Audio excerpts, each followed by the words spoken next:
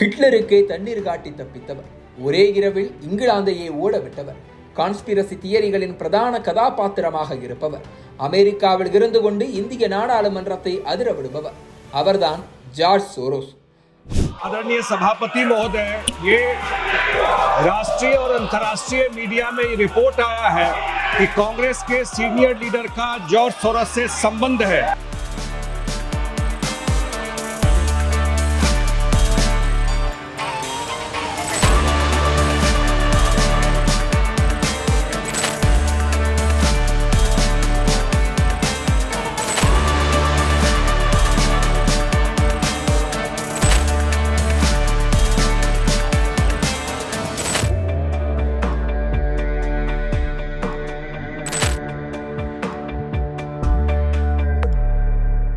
ஹங்கேரியின் தலைநகர் புடாபெஸ்ட் நகரத்தில் ஆகஸ்ட் 12ஆம் தேதி 1930ஆம் ஆண்டு ஒரு யூத குடும்பத்தில் பிறந்தார் ஜார்ஜி ஸ்குவாட்ஸ். அவர் டீனேஜுக்குள் நுழைந்த நேரத்தில் ஹங்கேரியை நாஜி படைகள் சூழ்ந்து விட்டன. கேட்டவுடனேயே யூதன் என யூகிக்கும் அளவுக்கு ஒரு பெயரை வைத்துக் கொண்டு எப்படி நாஜி படைகளுக்கு இடையில் நடமாட முடியும்? இதனால் ஓரளவுக்கு வசதியுடன் இருந்த அவரது குடும்பம் பணத்தை கொடுத்து தங்களது பெயரை மாற்றிக்கொண்டு கிறிஸ்தவர்கள் என போலி சான்றிதழ் பெற்று நாஜிக்களின் விதை முகாம்களில் இருந்து தப்பியது. அந்த போலி சான்றிதழ் மூலம் ஜார்ஜி ஸ்குவாட்ஸுக்கு கிடைத்த பெயர்தான் ஜார்ஜ் சோரோஸ். அடுத்த ஒரு சில ஆண்டுகளில் உலகப்போர் முடிந்தது. நாஜிக்களின் படை வீழ்ந்தது. ஹங்கேரி சோவியத் யூனியன் வசமானதால் மறுபடியும் ஜார்ஜ் சோரோஸால் பயமின்றி நடமாட முடிந்தது. ஆனால் ஹங்கேரியில் இருக்க மனம் விரும்பவில்லை. இதனால் 1947ஆம் ஆண்டு இங்கிலாந்துக்கு குடிபெயர்ந்த ஜார்ஜ் சோரோஸ் கிடைத்த சிறிய வேலைகளை செய்து கொஞ்சம் கொஞ்சமாக பணத்தை சேர்த்து லண்டன் பொருளாதார பள்ளியில் சேர்ந்தார்.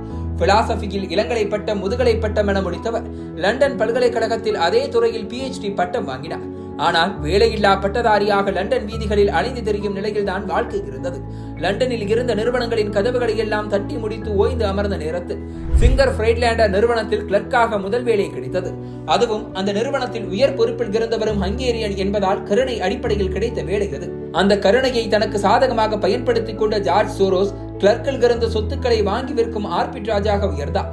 1956இல் இதே வேலையை செய்ய நியூயார்க்கின் FM மையர் நிறுவனத்தில் வேலை கிடைக்க அமெரிக்காவில் குடிபுகுந்தார்.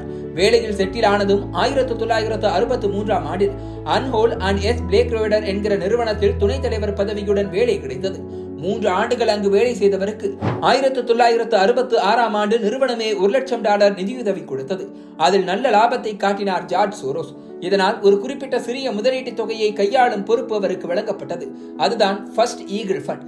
இதில் கிடைத்த வெற்றியால் 1969 டபுள் ஈகிள் ஃபண்ட் என்கிற பெயரில் $4 மில்லியன் ஹெட்ஜ் ஃபண்ட் தொடங்கப்பட அது 1973இல் $12 மில்லியன் உயர்ந்தது. இதன் பிறகு வேலையை விட்ட ஜார்ஜ் சோரோஸ் தனது நண்பர் ஜிம் ரோஜர்ஸ் உடன் சேர்ந்து தொடங்கிய நிறுவனத்தின் பெயர் தான் தி சோரோஸ் ஃபண்ட். 1978இல் இந்த நிறுவனத்தின் பெயர் குவாண்டம் ஃபண்ட் என பெயர் மாற்றப்பட்ட போது அதன் மதிப்பு $12 மில்லியன் வளர்ந்து நின்றது. பணம் சேர சேர அதை செலவழிப்பதற்கான ஓபன் சொசைட்டி என்கிற அமைப்பு தொடங்கி உலக நாடுகளுக்கு உதவி செய்தார் ஜார்ஜ் சோரோஸ். அன்றைய காலத்தில் அவரது கவனம் முழுக்க தென்னாப்பிரிக்க நாடுகளில் இருந்தது. இதனால் கருப்பின மாணவர்கள் கல்லூரி செல்ல கல்வி உதவித்தொகைகளை வழங்கினார். அடுத்த 3 ஆண்டுகளில் 1981இல் அவரது நிறுவனம் அசுர வளர்ச்சி அடைந்து $400 மில்லியன் மதிப்பை எட்டியது. பிசினஸில் கிடைத்த வளர்ச்சி வாழ்க்கையில் கிடைக்கவில்லை. உலகமே அவரை கவனிக்க தொடங்கிய நேரத்தில் மனைவி விவாகரத்து பெற்றுக்கொண்டு பிரிந்து விட்டார். இந்த நேரத்தில் தனது முழு கவனத்தையும் கரன்சி ட்ரேடிங் பக்கம் திருப்பினார். அவரது இடைவிடாத வெற்றியை கண்ட உலக பத்திரிகைகள் வாரன் பஃபெட்டை விட சிறந்த முதலீட்டாளர் ஜார்ஜ் சோரோஸ் என புகழ்ந்து தள்ளின. பணம் கொடிக்க தொடங்கியதும் தன்னார்வ அமைப்புகளுக்கு செய்து வந்த உதவிகளை அரசியல் அமைப்புகளுக்கு செய்ய தொடங்கினார் ஜார்ஜ் சோரோஸ். அதுவும் எல்லை தாண்டி ஹங்கேரி, போலந்து, சோவியத் யூனியன், சீனா ஆகிய நாடுகளின் அரசியல் இயக்கங்களுக்கு அவர் வழங்கிய உதவி அந்தந்த நாடுகளில் சர்ச்சையை கிளப்பியது. இந்த நேரத்தில் யாருமே எதிர்பார்க்காத வண்ணம் இங்கிலாந்து நாட்டையே தனி ஆளாக மண்டியிட வைத்து உலக நாடுகளுக்கு அதிர்ச்சி கொடுத்தார் ஜார்ஜ் சோரோஸ். ஐரோப்பிய யூனியன் யூரோ கரன்சியின் பயன்பாட்டை அதிகரிக்க இங்கிலாந்தின் பவுண்ட் நாணயத்தை எக்ஸ்சேஞ்சில் பட்டியலிட வலியுறுத்தி வந்தது. இதில் அப்போதைய பிரதமர் மார்கரெட் தட்சருக்கு உடன்பாடு இல்லாததால் மறுத்து வந்தார். ஒரு கட்டத்தில் பதவியை விட்டே விலகினார். ஆனால் அவருக்கு அடுத்து வந்த பிரதமர் ஜான் மேஜருக்கு அதில் எந்த சிக்கலும் இல்லை. ஆனால் 1992ஆம் ஆண்டு ஒரு புதன்கிழமை அன்று இரவோடு இரவாக தன்னிடமிருந்த மொத்த பவுண்டுகளையும் விற்ற ஜார்ஜ் சோரோஸ் அதை வைத்து ஜெர்மன் மார்க்ஸ் மற்றும் அமெரிக்க டாலர்களை வாங்கி குவித்தார். மார்க்கெட்டில் திடீரென ஏற்பட்ட இந்த குழப்பத்தால் அடுத்தடுத்து பலரும் பவுண்டுகளை கைவிட பவுண்டின் விலை படுத்தே விட்டது. இதனை தடுத்து நிறுத்த வழி தெரியாமல் தவித்த இங்கிலாந்து வங்கி தங்களிடம் இருப்பில் இருந்த பவுண்டுகளை வைத்து சந்தையில் இருந்த பவுண்டுகளை வாங்கியது. ஒரே நாளில் 2 முறை வட்டி விகிதத்தை கூட கூட்டியது. கடைசியில் எதுவும் கை கொடுக்காததால் யூரோப்பியன் எக்ஸ்சேஞ்ச் பட்டியலில் இருந்தே பவுண்டு நீக்கப்பட்டது. அறிவிக்கப்பட்டது. ஜார்ஜ் சோரோஸுக்கு அன்றைய தினம் மட்டும் $1 பில்லியன் லாபம் கிடைத்ததாக கூறப்படுகிறது. வரலாற்றில் பிளாக் வெனஸ்டே என நிலைத்துவிட்ட இந்த நாள் ஜார்ஜ் சோரோஸ் என்கிற தனிநபரின் முன் இங்கிலாந்து மண்டியிட்டதை இன்று வரை சாட்சி பகர்கிறது.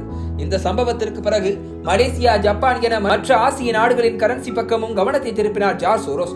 ஒரு கட்டத்தில் மலேசிய அதிபர் மகாதீர் ஜார்ஜ் சோரோஸ் தனது பணத்தை வைத்து தென்கிழக்கு ஆசிய நாடுகளின் கூட்டமைப்பை தண்டிப்பதாக குற்றம் சாட்டினார். இது யூத சதித்திட்டம் என்றும் விமர்சித்தார். ஆனால் ஜார்ஜ் சோரோஸ் மகாதீர் அவருடைய நாட்டுக்கே அச்சுறுத்தல் என பிளேட்டை திருப்பி போட கடைசியில் மலேசிய அதிபர் மகாதீரே மன்னிப்பு கோரினார். 1993 ஓபன் சொசைட்டி இன்ஸ்டிடியூட் என்கிற அமைப்பை தொடங்கினார் ஜார்ஜ் சோரோஸ். தற்போது அதுதான் ஓபன் சொசைட்டி ஃபவுண்டேஷனாக வளர்ந்து நிற்கிறது.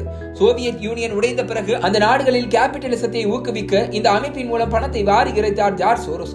அமெரிக்காவில் ஜார்ஜ் புஷ்ஷின் தீவிரவாதத்துக்கு எதிரான போர் என்கிற நடவடிக்கையும் ஈராக் மீதான போரும் அதிருப்தி ஏற்படுத்தியதா. 2004 ஆண்டு அதிபர் தேர்தலில் ஜனநாயக கட்சிக்கு பல $1 மில்லியன் வாரி கொடுத்து புஷ்ஷை தோற்கடிக்க முயற்சித்தார். தொடர்ந்து அமெரிக்க ஜனநாயக கட்சிக்கு ஆதரவு தெரிவித்து வரும் ஜார்ஜ் சோரோஸ் 2016, 2020 என 2 முறையும் டொனால்ட் ட்ரம்பை தோற்கடிக்க பணத்தை வாரி இறைத்தார். இதனால் அமெரிக்க குடியரசுக் கட்சியினருக்கும் ஜார்ஜ் சோரோஸுக்கும் எப்போதும் போர் சூழல்தான். இது தவிர ஆர்மேனியா, ஆஸ்திரேலியா, ரஷ்யா, பிலிப்பைன்ஸ் ஆகிய நாடுகளிலும் ஜார்ஜ் சோரோஸுக்கு எதிரான பிரச்சாரங்கள் நடத்தப்படுகின்றன. துருக்கியை பிரித்து அழிக்க நினைக்கும் யூத சதித்திட்டத்தின் மையத்தில் சோரோஸ் இருப்பதாக துருக்கியின் அதிபர் ரிசப் தாயிப் எர்துவான் தாக்கியிருக்கிறார். ஐரோப்பா முழுவதும் அகதிகளை பரப்புவதை சோரோஸ் ஊக்குவிப்பதாக பிரிட்டனின் பிரெக்சிட் கட்சியின் நைஜல் ஃபராஜ் குற்றம் சாட்டியிருக்கிறார். சோரோஸின் பிரபலமான ஹங்கேரியின் அரசும் அவரை எதிரியாகத்தான் கருதுகிறது. 2018 தேர்தல் பிரச்சாரத்தின் போது ஹங்கேரியின் பிரதமர் விக்டர் ஆர்பான் சோரோஸை தாக்கித்தான் தேர்தலையே வென்றார். ஆட்சிக்கு வந்ததும் சோரோஸை ஆதரிக்கும் அமைப்புகள் மீதான அரசின் கட்டுப்பாடுகளை இறக்கினார். இதன் காரணமாக சோரோஸின் அமைப்பு ஹங்கேரியில் தனது செயல்பாட்டையே நிறுத்தியது. 2020 ஜனவரியில் டாவோஸில் நடைபெற்ற உலக பொருளாதார மன்ற கூட்டத்தின் ஒரு நிகழ்ச்சியில் பிரதமர் நரேந்திர மோடியை தாக்கி பேசிய சோரோஸ் இந்தியா ஒரு இந்து தேசியவாத நாடாக மாற்றப்படுகிறது என குற்றம் சாட்டியிருந்தார். கடந்த ஆண்டு ஜெர்மனியின் மியூனிக் பாதுகாப்பு மாநாட்டில் பேசிய ஜார்ஜ் சோரோஸ் இந்தியா ஒரு ஜனநாயக நாடு, ஆனால் பிரதமர் நரேந்திர மோடி ஜனநாயகவாதி அல்ல.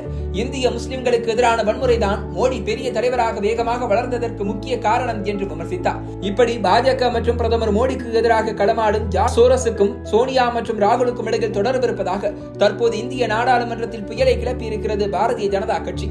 காங்கிரஸ் கட்சி மோடிக்கும் அதானிக்கும் இடையிலான உறவை வைத்து அரசியல் செய்தார். பாஜக சோனியா மற்றும் ராகுலுக்கும் ஜார்ஜ் சோரோஸ் அமைப்போடு என்ன தொடர்பு என கேள்வி எழுப்பி அவையை அதிரவிடுகிறது. ஜார்ஜ் சோரோஸின் ஓபன் சொசைட்டி ஃபவுண்டேஷனின் துணைத் தலைவர் ராகுலின் பாரத் ஜோடோ யாத்திரையில் கலந்து கொண்டது கேள்விக்குள்ளாகியுள்ளது. ராகுல் காந்தியின் அதானி குறித்த பத்திரிகையாளர் சந்திப்பு சோரோஸ் நிதியுதவி அளிக்கும் கிரைம் அண்ட் கரப்ஷன் ரிப்போர்ட்டிங் அமைப்பில் லைவாக ஒளிபரப்பப்பட்டு இருக்கிறது. இந்த அமைப்புக்கு அமெரிக்க அரசும் நிதி அளிப்பதால் இந்தியாவையும் மோடியையும் அமெரிக்கா டார்கெட் செய்வதாக பாஜக குற்றம் சாட்டியிருக்கிறது. இப்படி காங்கிரஸ் அதானி போன்ற ஒரு உள்ளூர் பில்லியனரை கையில் எடுத்தார். பாஜக இன்று ஜார்ஜ் சோரோஸ் போன்ற உலக பில்லியனரை இழுத்துவிட்டு நாடாளுமன்றத்தையே அதிரவிட்டு வருகிறது.